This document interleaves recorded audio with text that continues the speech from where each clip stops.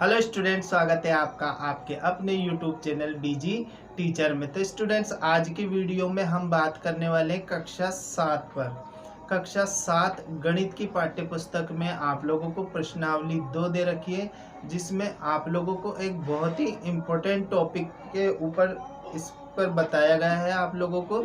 और इस टॉपिक का नाम है तुल्य भिन्न।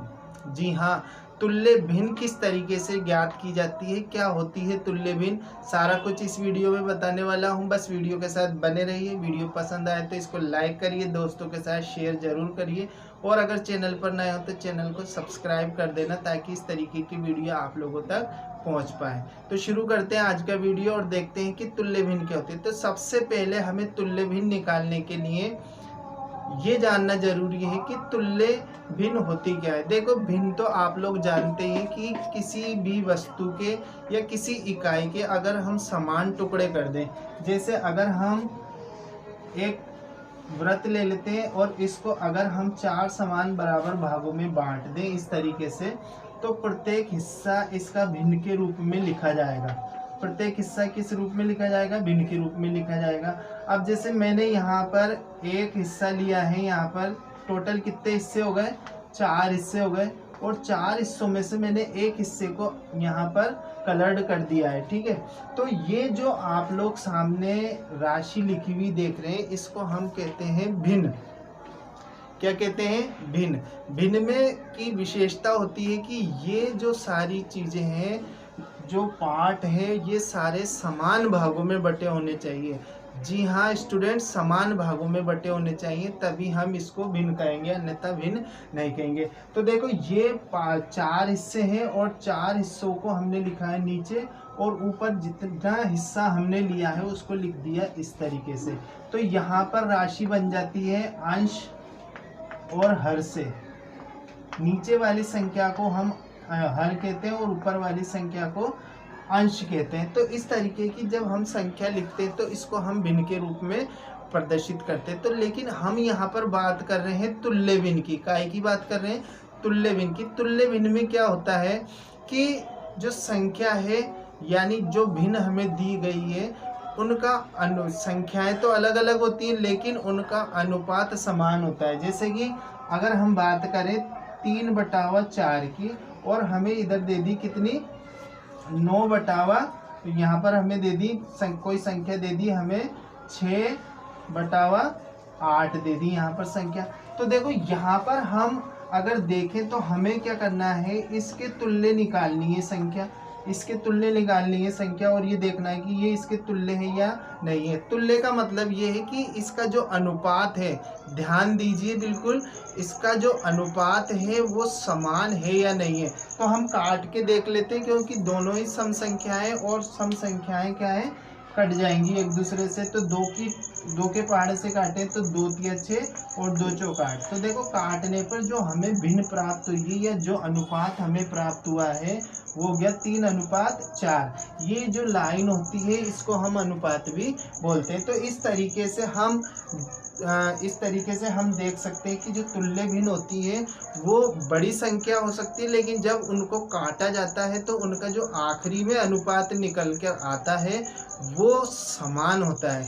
तो इन्हें ही हम तुल्य भिन्न कहते हैं। तो हमारा जो आज का टॉपिक है कि हम तुल्य भिन्न किस तरीके से बना सकते हैं, तो इसको मैं आप लोगों को एक विधि के माध्यम से बताऊंगा, एक ट्रिक के माध्यम से बताऊंगा।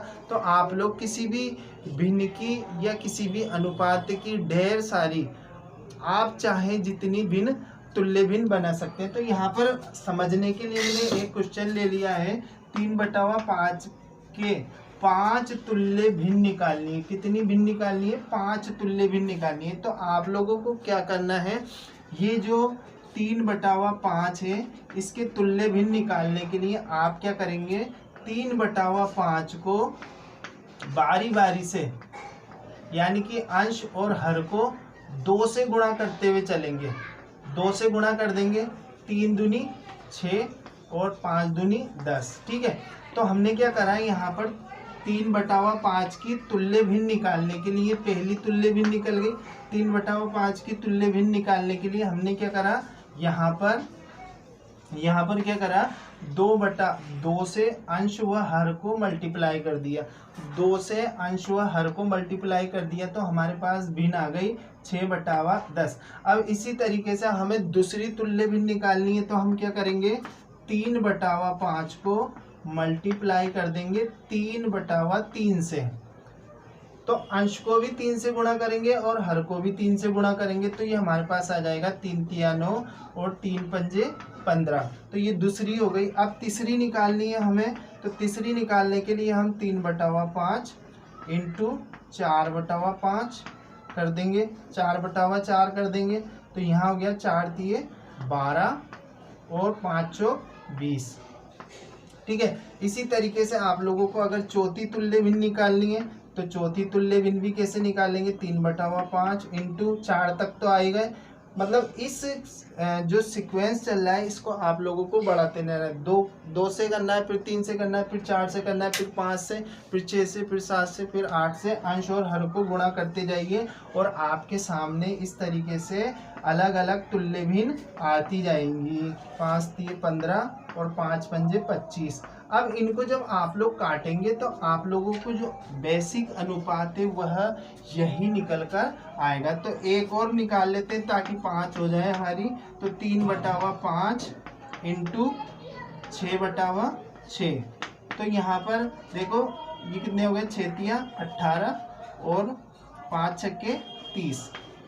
ठीक है, तो ये जो सारी संख्याएं आई हैं ये संख्याएं कहलाएंगी तुल्य भिन्न। किसकी तुल्य भिन्न कहलाएंगी, इसकी तुल्य भिन्न कहलाएंगी। ठीक है, 3/5 की तुल्य भिन्न हो गई ये सारी संख्याएं। ठीक है, इस तरीके से आप बहुत आसान तरीके से तुल्य भिन्न निकाल सकते हैं, इसमें कोई दिक्कत नहीं आने वाली है। आप लोगों को अगर 10 भी निकलवाए तो आप लोग 10 भी निकाल सकते हैं। तो आशा है आप लोगों को ये छोटी सी ट्रिक, छोटा सा वीडियो आप लोगों को पसंद आया होगा। और अगर पसंद आया है, समझ में आया तो इसको लाइक कर दीजिए, दोस्तों के साथ शेयर ज़रूर करिए और चैनल पर नए हो तो चैनल को सब्सक्राइब कर दें ताकि आप लोगों तक नया वीडियो पहुंच पाए। हाँ, बेल आइकॉन को प्रेस करना नहीं भूलना ताकि उसके बिना आप लोगों तक वीडियो नहीं पहुंच पाएगा। मिलते हैं अगले वीडियो में, तब तक के लिए गुड बाय।